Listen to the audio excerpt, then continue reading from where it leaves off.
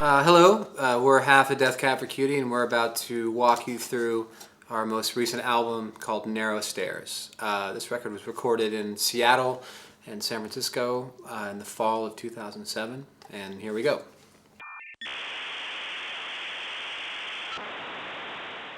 The first song on the record is called BIXBY Canyon Bridge, and I think my favorite thing about this song, I think I can speak for both of us, is there's a dramatic landscape change 2 minutes into the song where I feel like the first couple minutes are very indicative and very reminiscent of a lot of the tones of Plans, and then about 2 minutes in it takes this 180-degree landscape change and becomes this kind of big riffy guitar rock song. And yeah, I'm kind of excited to, I guess I won't be there with people to actually see what their reaction is, but I'm assuming I'll kind of get it through the grapevine. I'm kind of excited to kind of gauge people's reaction to that landscape change. I think it sets a tone for the album, and that this record is going to be a very different experience than the last one.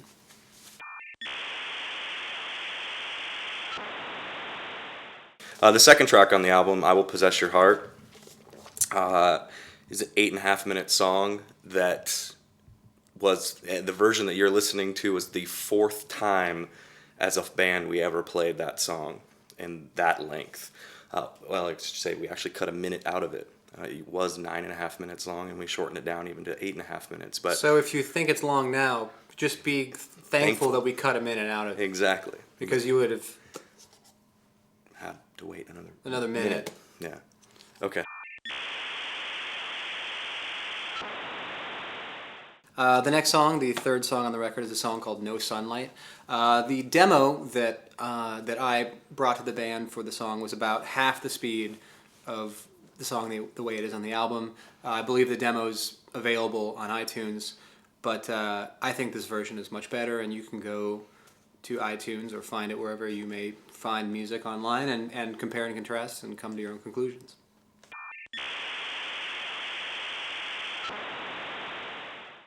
Track 4 is "Kath," and actually, I think for me the most significant thing about "Kath" was it's one of a few songs on the record, but definitely I'd say the most prominent song on the record that was very much almost exactly how Ben demoed the entire song from start to finish. But played far better than I played it. True, but and that's why that's yeah, band. So yeah.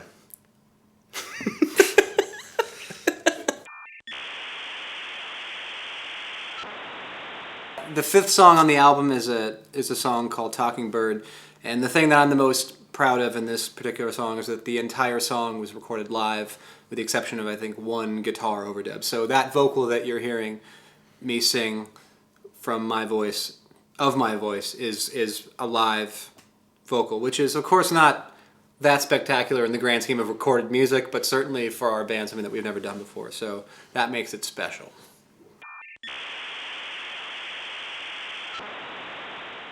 The sixth song is a song called "You Can Do Better Than Me." It's the shortest song on the record by far, but it actually, in the same sense that a minute was cut out of "I Will Possess Your Heart," it was Chris, our guitar player and producer's executive decision to remove the second verse and second chorus of the song and make it just a verse and a chorus, and furthering the economy of this album.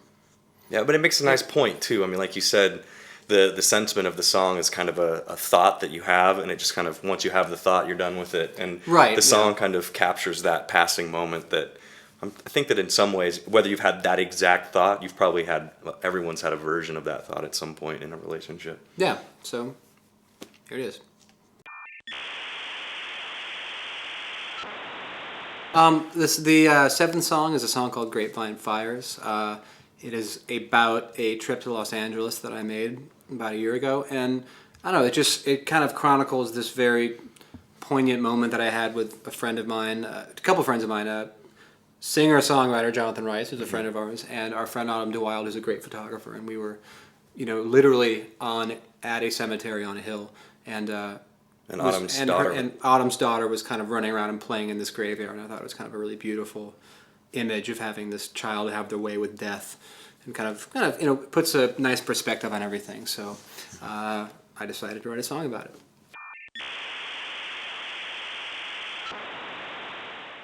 The eighth song on the record is called "Your New Twin-Sized Bed." I'd like to thank Nick for kind of saving the song from obscurity by writing a really great bass line and kind of focusing it, because the demo that I'd turned in was just an acoustic guitar and a vocal that was very similar in structure to "I Will Follow You Into the Dark," and of course you don't want to repeat yourself, so we presented it in the way it's on the album. And I don't know, Nick and I have slowly amassed a list of what we think are the saddest things you can possibly see. Like one time we saw a woman in a grocery store eating a piece of birthday cake by herself. Really sad. Women crying in an airport. Another very sad thing. And then also up there on that list was a grown man sleeping in a twin-sized bed. Just has this air of defeat to it, which is you're not expecting any other. Which I think company. is very I think is very sad. But I think the song has a gallows humor to it that I kind of like, and it's not meant to be so overly dramatic as it is kind of melancholy and a little bit humorous. So hopefully that will translate on the album.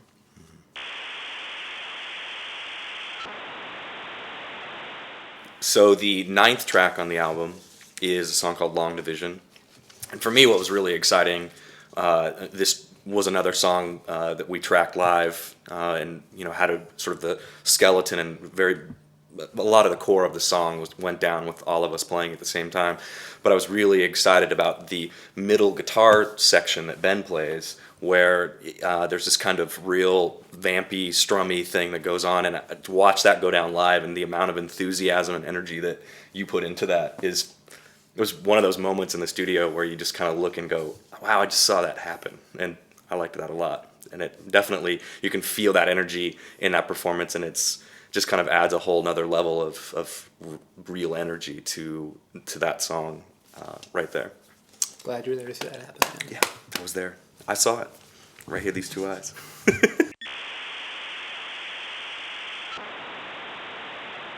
The 10th song is a song called "Pity and Fear," and I think my favorite part about the song is the fact that Jason, our drummer, basically intentionally collapses towards the end of the song, and the song ends in this cacophony of guitars and feedback, and he just does this great kind of almost kind of jazz influenced kind of just collapse that's just really, really fantastic. And although as that's coming out of my mouth, I don't know exactly what I'm talking about. No, the performance is like anything he's never. Yeah, I mean, exactly. It's really unique for this band. I mean, you've never had a drum performance quite like that. Yes, I think it's pretty epic, and something that certainly we couldn't have envisioned if he hadn't kind of come at it like that. So, a fun fact about that song is the end is a hard cut, and that was as much of a very deliberate choice on our part to sort of set up the final track on the album.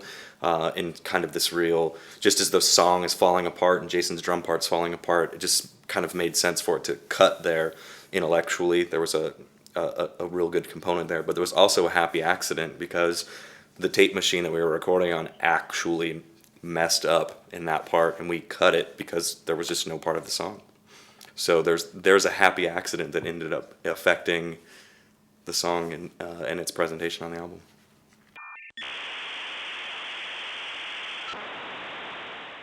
The last song on the record is called "The Ice Is Getting Thinner," and the song was originally written as a major key piano song that kind of was a weird amalgam of like "Isn't It a Pity" kind of by George Harrison and "The Night They Drove Old Dixie Down," kind of it kind of existed somewhere in between those two songs, kind of arrangement wise, and Chris, our guitar player and producer, basically stripped all of the piano out of it and just kept my vocal and then rebuilt the entire song.